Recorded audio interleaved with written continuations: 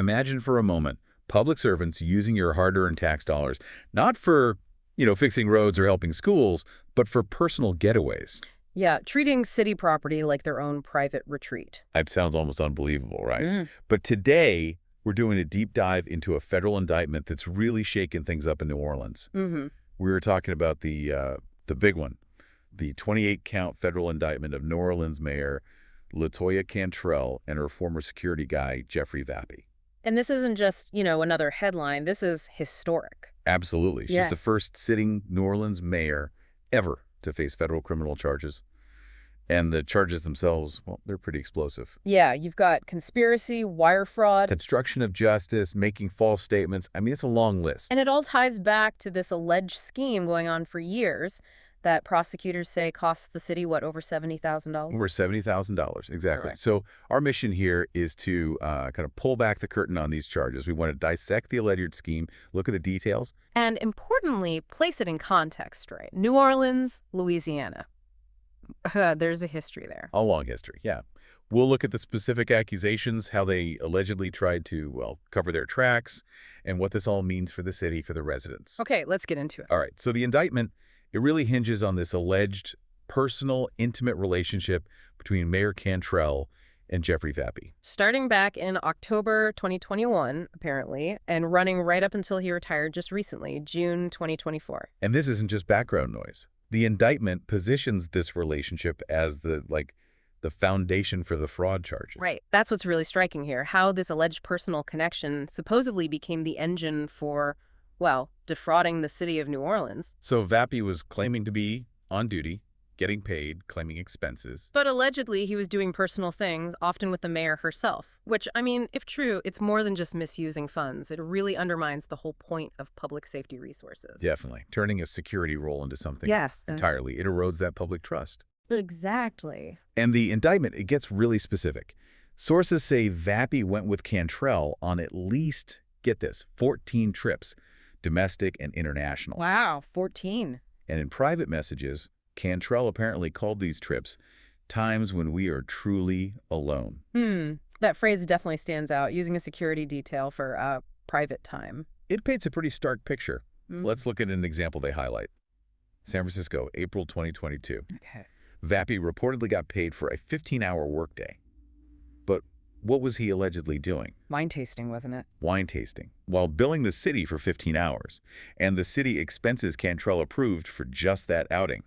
Nearly $2,400. $2,400 for wine tasting billed as work. That's quite something. And it wasn't just that one time, according to the indictment. There was a trip to Martha's Vineyard. Ah, yes, where he was at a conference for his Hannah board position. Right, the housing authority position she appointed him to. And she reportedly traveled there alone to meet him. Which is interesting because, on other trips, the justification for security was often safety. Exactly. But here, she travels solo to meet him.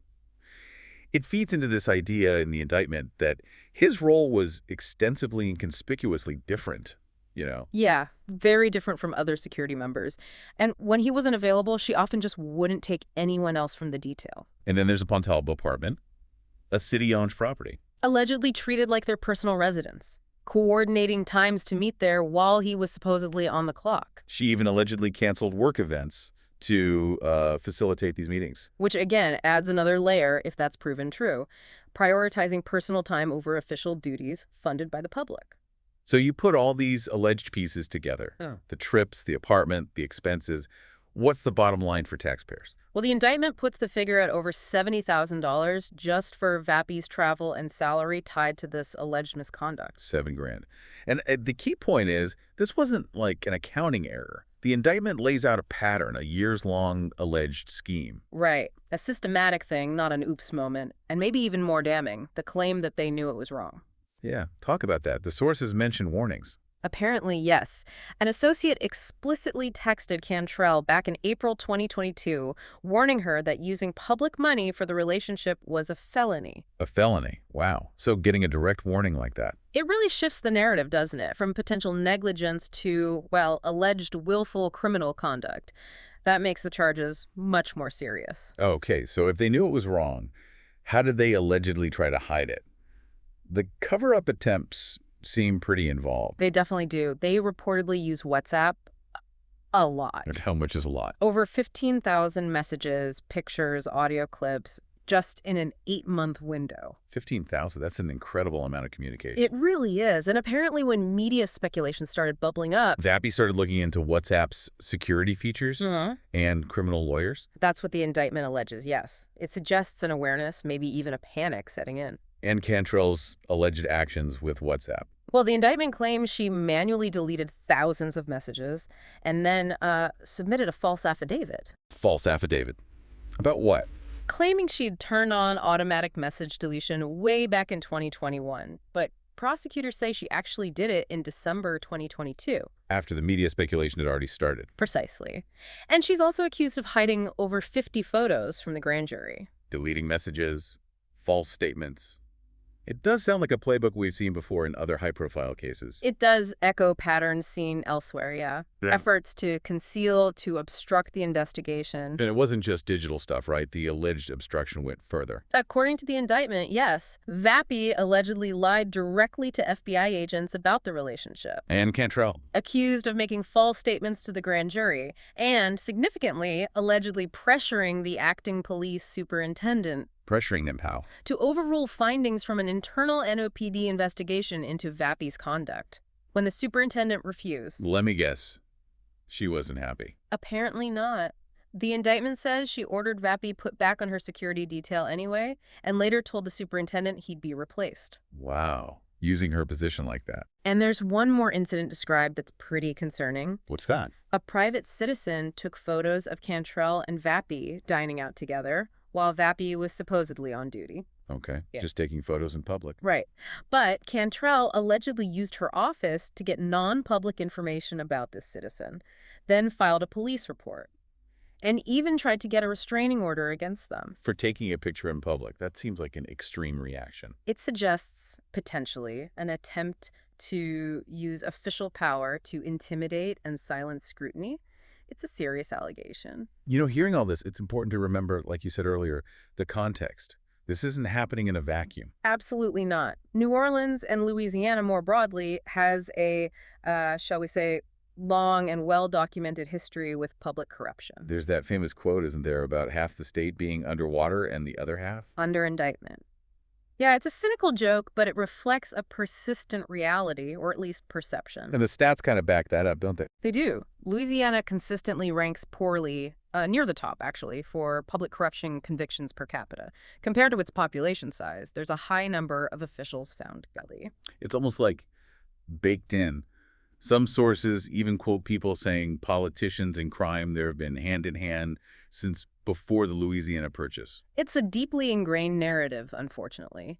And this indictment, while shocking in some ways, fits a pattern that many in Louisiana find familiar. Which leads to this really striking reaction from some residents that the sources picked up on. Yeah, the sense of resignation or lack of surprise. Exactly.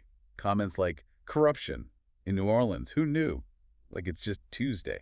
Or that it's just baked into the culture it's expected. What does that do to a place when corruption becomes sort of normalized? Well, that's a huge question, isn't it? It erodes public trust fundamentally. Does it lower the bar for what people demand from their leaders? Some locals quoted seem unsurprised, calling Cantrell blatantly corrupt and just wanting time for a change. It suggests that for many, this isn't about this one specific alleged scheme, but maybe confirmation of a deeper feeling that things aren't right and accountability is needed. So let's talk accountability. Yeah. Legally, what are Cantrell and Vappie actually facing if convicted? The potential penalties are severe. These are federal charges. Each count of wire fraud, for example. That carries up to 20 years in prison? Up to 20 years, yes. And conspiracy to obstruct justice, also up to 20 years. Plus, hefty fines, potentially up to $250,000 per count. So we're talking serious, potentially life-altering consequences. Absolutely. And while everyone is presumed innocent until proven guilty, of course, That's crucial. the sheer number of charges, the detail in the indictment, especially around the alleged cover-up, it sends a strong message about how seriously the federal government is taking this. And the trial itself isn't expected soon, right? Like 2026. That's the projection, which means this will likely play out well after her term ends in January. But the impact on her legacy, her future, it's immense. And the political fallout. Even though she's term limited, This has to be casting a shadow on the upcoming elections. Oh, undoubtedly. Especially the mayor's race. Candidates are likely being very careful, sort of walking a tightrope. Trying not to get caught in the crossfire. Exactly. And then you have the reaction from Cantrell's supporters to consider. Yeah, the sources mentioned they might see this differently. The expectation is that some will frame it as a racist, sexist witch hunt. Cantrell herself is expected to push that narrative, maintain her innocence, and she's already said she won't resign. So it highlights those political divides within the city. It does. But it's also worth noting, again, this case came from federal authorities. And it's been described as having, bipartisan support among many in New Orleans. People who just feel that corruption is corruption no matter who it is. Pretty much. A desire for accountability that maybe transcends typical political lines in this instance. So as we wrap up this deep dive, it's clear this indictment isn't just about one mayor and one police officer. No, it taps into these much bigger, longer-running themes of public trust, accountability, and the challenge of corruption, especially in places with a history like New Orleans. It really leaves you thinking. In a city where, as we heard, corruption is sometimes seen as just part of the culture, what can actually be done? What concrete steps can citizens, can new leaders take to genuinely break that cycle, to make sure public service is truly about serving the public, not private interests or personal relationships? That's the critical question moving forward, isn't it? How do you rebuild that trust and change that deeply ingrained culture? It's a massive challenge.